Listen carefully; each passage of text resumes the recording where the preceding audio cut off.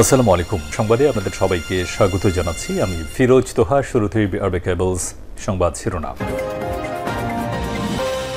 বাংলাদেশের সর্বশেষ গুরুত্বপূর্ণ আপডেট সংবাদ আপনাকে স্বাগত। শুরুতেই সংবাদ শিরোনাম, পরে বিস্তারিত। শুরুতেই জানাবো, জুলাই ঘোষণাপত্র দেবে সরকার, শহীদ মিনারে মার্চ ফর ইউনিটি। বৈষম্যবিরোধী ছাত্র আন্দোলন ঘোষিত জুলাই প্রোক্লেমশন বা জুলাই ঘোষণার পরিবর্তে মঙ্গলবার আজ ৩১শে ডিসেম্বর বিকাল ৩টায় মার্চ ফর ইউনিটি কর্মসূচি ঘোষণা করা হয়েছে। এরপর জানাবো, ফ্যাসিবাদ বিরোধী আন্দোলনের অন্যতম সহযোদ্ধা ছিল ছাত্র শিবির, বললেন সার্জিস আলম। বৈষম্যবিরোধী ছাত্র আন্দোলনের অন্যতম সমন্বয়ক ও জাতীয় নাগরিক কমিটির মুখ্য সংগঠক সার্জিস আলম বলেছেন, ২৪শের ফ্যাসিবাদ বিরোধী আন্দোলনের অন্যতম সহযোদ্ধা ছিল ইসলামী ছাত্র শিবির। প্রত্যক্ষ এবং পরোক্ষভাবে শিবির আন্দোলনের সঙ্গে ছিল। শিবিরের ভূমিকা ছিল সবচেয়ে কার্যকর। বুদ্ধি পরামর্শ এবং এক টেবিলে আমরা কাজ করেছি। এদিকে একান্ত সাক্ষাৎকারে মির্জা ফখরুল বলেন, ৭২-এর সংবিধান বাতিল এই মুহূর্তে সম্ভব নয়। ২০২৫ সালের মধ্যেই নির্বাচন সম্ভব। দল গঠনের অধিকার সংবিধানে আছে, দেখার বিষয় জনগণ কিভাবে গ্রহণ করবে। বিএনপিকে মাইনাস করার ক্ষমতা কারো নেই। আওয়ামী লীগ ছাড়া জামাত সব রাজনৈতিক দল এবং ছাত্রনেতাদের সঙ্গে ভালো সম্পর্ক আছে বিএনপির। শুধু আওয়ামী লীগের সঙ্গে ভারতের বন্ধুত্ব করা কোনোভাবেই সমীচীন হতে পারে না। দলকে সুসংগঠিত করা এবং নির্বাচনের প্রস্তুতির বার্তা তারেক রহমানের। জানাবো, আওয়ামী লীগের সুবিধাভোগীরাও এখন এসে কেঁদে কেঁদে বলে তারাও নাকি বঞ্চিত, বললেন আসিফ নজরুল। অন্তর্বর্তীকালীন সরকারের আইন উপদেষ্টা ড আসিফ নজরুল বলেছেন, এখন আমরা ক্ষমতা নেয়ার পর আওয়ামী লীগের সুবিধাভোগীরাও এসে আমার কাছে কেঁদে কেঁদে বলে তারাও নাকি বঞ্চিত। আজ রাজধানীর কৃষিবিদ ইনস্টিটিউশন বাংলাদেশ KIEB মিলনায়তনে ঐক্য কোন পথের শীর্ষক জাতীয় সংলাপে অংশ নিয়ে সব কথা বলেন তিনি। এদিকে টেকনাফে ২৪ ঘন্টার ব্যবধানে আরও ৯ জনকে অপহরণ। কক্সবাজারের টেকনাফের হোয়াইক্যাং শ্যামলাপুর সড়ক থেকে এবার দুটি সিএনজি অটোরিকশা চালক সহ ৮ জনকে অপহরণ করে নিয়ে গেছে। তবে তাৎক্ষণিকভাবে অপহরণকৃতদের নাম ঠিকানা পাওয়া যায়নি। মঙ্গলবার ৩১শে ডিসেম্বর সকাল ৭টার দিকে টেকনাফের হোয়াইক্যাং শ্যামলাপুর সড়কে এই ঘটনা ঘটে। এবং সর্বশেষ জানাবো, বাংলাদেশের তরকারিতে লবণ দিতে আসবেন না। ভারতকে উদ্দেশ্য করে বলেন বাংলাদেশ জামাত ইসলামের আমির ডক্টর শফিকুর রহমান। ভারতের উদ্দেশ্যে বাংলাদেশের তরকারিতে লবণ দিতে আসবেন না বলে আহ্বান জানিয়েছে বাংলাদেশ জামাত ইসলামের আমির ডক্টর শফিকুর রহমান। তিনি বলেছেন, ভারতের প্রধানমন্ত্রী ১৬ই ডিসেম্বর তাদের বিজয় বলে দাবি করেছে। সেখানে তিনি একটিবারও বাংলাদেশের নাম উল্লেখ করেননি। প্রতিবেশী দেশ প্রতিবেশীদের মতো থাকুক, কিন্তু তারা মাঝে মাঝে বর্ডার ক্রস করে বাংলাদেশের তরকারিতে লবণ দিতে আসে। আমাদের তরকারিতে আমরাই লবণ দেব, আপনাদের প্রয়োজন নেই। প্রিয় দর্শক, এতক্ষণ শুনছিলেন সংবাদ শিরোনাম, এবারে বিস্তারিত।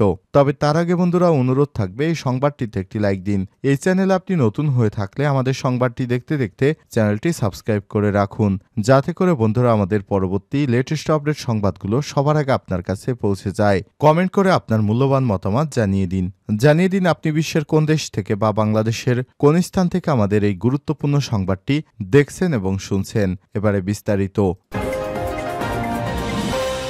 জুলাই ঘোষণাপত্র দেবে সরকার, শহীদ মিনারে মার্চ ফর ইউনিটি। বৈষম্যবিরোধী ছাত্র আন্দোলনে ঘোষিত জুলাই প্রোক্লেমেশন বা জুলাই ঘোষণার পরিবর্তে মঙ্গলবার ৩১শে ডিসেম্বর বিকাল ৩টায় মার্চ ফর ইউনিটি কর্মসূচি ঘোষণা করা হয়েছে। সোমবার ৩০শে ডিসেম্বর দিবাগত রাত ১টা ৪০ বৈষম্যবিরোধী ছাত্র আন্দোলনের কেন্দ্রীয় কার্যালয়ে এই ঘোষণা দেন সংগঠনটির সদস্য সচিব আরিফ সোহেল। তিনি বলেছেন, জুলাই আগস্টে গণ অভ্যুত্থানে ছাত্র জনতার স্বতঃস্ফূর্ত অংশগ্রহণের মধ্য দিয়ে আবির্ভূত জন আকাঙ্ক্ষার তথা ফ্যাসিবাদীর ব্যবস্থার বিলোপ ও নতুন রাজনৈতিক বন্দোবস্ত কায়েমের প্রতিশ্রুতির ভিত্তিতে নতুন বাংলাদেশ এক ঐতিহাসিক পটভূমিতে আবির্ভূত হয়েছে।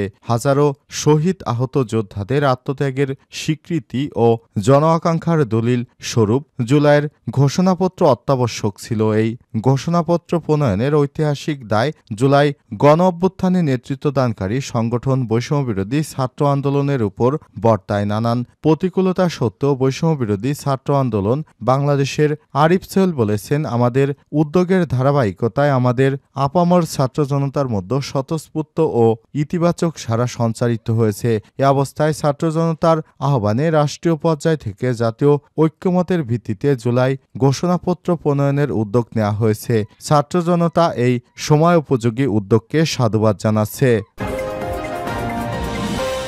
ফ্যাসিবাদ বিরোধী আন্দোলনের অন্যতম সহযোদ্ধা ছিল ছাত্র শিবির, বললেন সার্জিস আলম।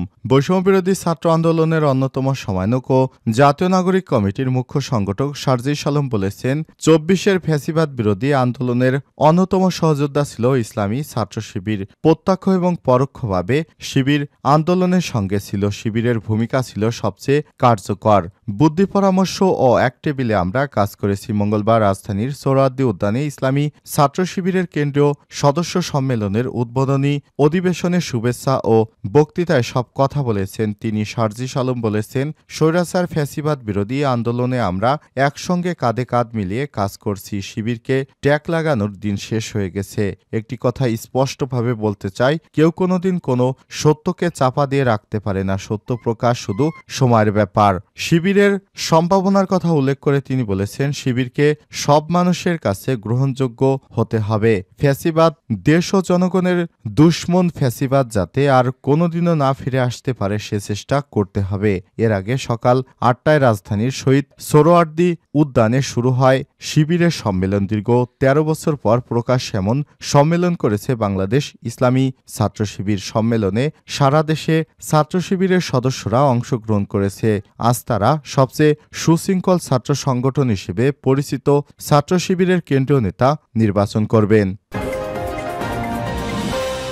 একান্ত সাক্ষাৎকারে মির্জা ফখরুল বলেন, ৭২-এর সংবিধান বাতিল এই মুহূর্তে সম্ভব নয়। ছাত্র জনতার অভ্যুত্থানে আওয়ামী লীগ সরকারের পতনের পর দেশের রাজনৈতিক অঙ্গনে পরিবর্তন এসেছে। নানা হিসাব নিকাশ করতে শুরু করেছে রাজনৈতিক দলগুলো। নতুন এই পরিস্থিতিতে দীর্ঘ ১৭ বছর ক্ষমতার বাইরে থাকা বিএনপির নেতাকর্মীরা এখন অনেকটা উজ্জীবিত। জাতীয় নির্বাচনের জন্য তারা প্রস্তুতি নিচ্ছেন। দলটির মহাসচিব মির্জা ফখরুল ইসলাম আলমগীর বলেছেন, ২০২৫ সালের মধ্যেই এ-১০ জাতীয় সংসদ নির্বাচন হওয়ার সম্ভব। দ্রুত নির্বাচন হলে যে সংকটগুলো তৈরি হচ্ছে তা অনেক অংশেই কমে আসবে। দেশের জন্য মঙ্গলজনক হবে এই নির্বাচন। ভোটের অধিকার যদি প্রতিষ্ঠিত না হয় তাহলে রাস্তায় নামতেই হবে। বৈষম্য বিরোধী ছাত্র আন্দোলনের জুলাই বিপ্লবের ঘোষণাপত্র এর খসড়া প্রস্তাবনা ৭২-এর সংবিধান বাতিলের যে দাবি এসেছে তা প্রসঙ্গে তিনি বলেছেন, এই দাবি এই মুহূর্তে বাস্তবায়ন করা সম্ভব না। ভবিষ্যতে যদি কখনো সুযোগ ও সময় আসে তখন জাতির চিন্তা করে দেখা উচিত বলে তিনি মনে করেন। সোমবার দুপুরে রাজধানীর গুলশানে বিএনপির চেয়ারপারসনের রাজনৈতিক কার্যালয়ে যুগান্তরের এক সাক্ষাৎকারে মির্জা ফখরুল ইসলাম আলমগীর এসব কথা বলেন। তিনি জানান, ভারপ্রাপ্ত চেয়ারম্যান তারেক রহমান দলকে সুসংগঠিত করা এবং নির্বাচনের প্রস্তুতি নেওয়ার বার্তা দিয়েছেন। আওয়ামী লীগের রাজনীতি ও ভোটে অংশ নেওয়া প্রসঙ্গে তিনি বলেছেন, এই সিদ্ধান্ত আসবে জনগণের কাছ থেকে। এছাড়াও দেশের চলমান পরিস্থিতি, জাতীয় নির্বাচন, রাষ্ট্র সংস্কার ও যুক্তরাষ্ট্র চীন ভারতের সঙ্গে সম্পর্ক, নতুন দল গঠন, জুলাই বিপ্লবের ঘোষণাপত্র প্রসঙ্গ, জামাতের সঙ্গে সম্পর্ক, -2 ফর্মুলা, চিকিৎসার জন্য চেয়ারপারসন খালেদা জিয়ার বিদেশে যায় এবং ভারপ্রাপ্ত চেয়ারম্যান তারেক রহমানের দেশে ফেরা সহ নানা বিষয় নিয়ে খোলাখুলি কথা বলেছেন বিএনপির মহাসচিব মির্জা ফখরুল। আওয়ামী লীগের সুবিধাভোগীরাও এখন এসে কেঁদে দিয়ে বলে তারাও নাকি বঞ্চিত। আসিফ নজরুল।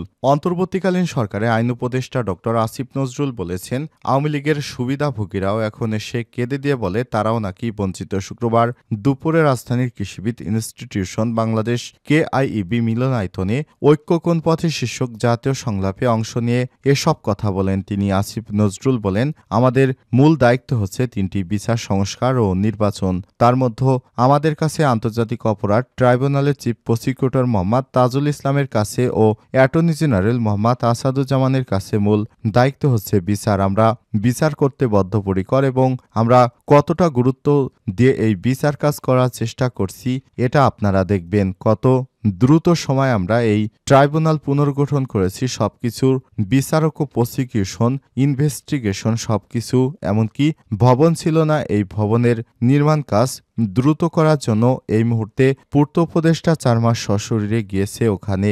এই কিছু করার নাই, যা কিছু সবই করছি। এ সময় তিনি আর বলেছেন, দ্বিতীয় হলো আমি মনে করি এই সরকার আওয়ামী লীগ সরকার আমলে শুধু একটা গণহত্যা বা একটা মানবতা বিরোধী অপরাধী হয় নাই, এই সরকারের আমলে কমপক্ষে 4টা বড় ধরনের মানবতা বিরোধী অপরাধের ঘটনা ঘটেছে। একটা হচ্ছে জুলাই আগস্টের হত্যাকাণ্ড, বিডিআর হত্যাকাণ্ড, শাপলা চত্বরে হত্যাকাণ্ড, আর একটা হচ্ছে ধারাবাহিক গুম খুন এবং বিচার বহির্ভূত হত্যাকাণ্ড।